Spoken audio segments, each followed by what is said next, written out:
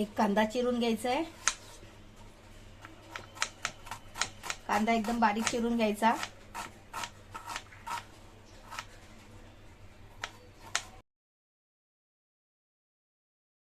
आता 2 मिरच्या आणि 2 लसूण टेचून घ्यायचे। तुम्हाला जास्त तिखट आवडत असेल तर तुम्ही 3 मिरच्या घेतल्या तरी चालेल। अशा पद्धतीने एकदम बारीक करून घ्यायचंय।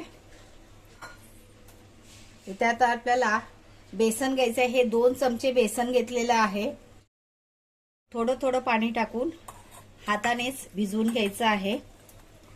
ह्याच्यामध्ये गुठल्या राहता कामा नये, हाताने असं पटकन होतं।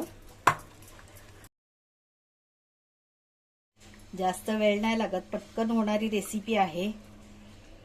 खूप मेसेज आले होते की पिठल्याची रेसिपी दाखवा, म्हणून ही रेसिपी दाखवत आहे। पातळ करून घ्यायचं। 1 वाटी पाणी वापरलेलं आहे। आता फोडणी करून घेऊया। त्यासाठी 1 टेबलस्पून तेल तापलेलं आहे। मोहरी टाकायची। मोहरी तडतडली की लगेच जिरं,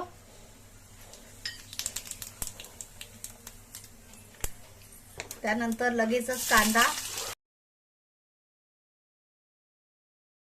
आता टेचून ठेवलेली लसूण आणि मिरची ऍड करायची आहे।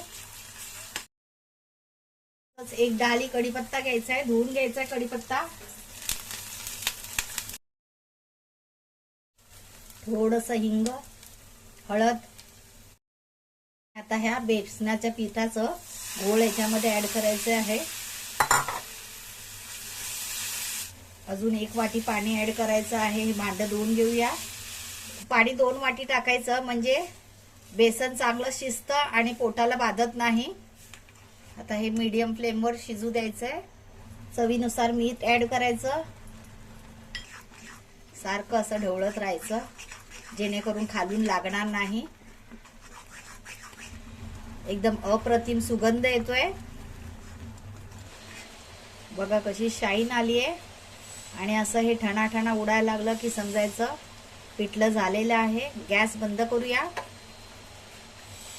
एवढं पातळ असायला हवं आहे बघा। आता यावर थोडीशी कोथिंबीर भुरभुरायची।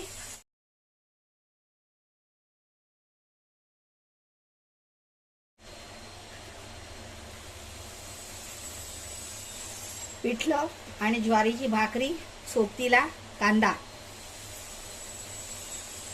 तर मंडळी, अशा प्रकारे बेसनाचं पिठलं तयार आहे। रेसिपी आवडली तर लाईक करा, शेअर करा, सबस्क्राईब करा। वेळात वेळ काढून तुम्ही ही रेसिपी पाहिली त्याबद्दल खूप खूप आभार।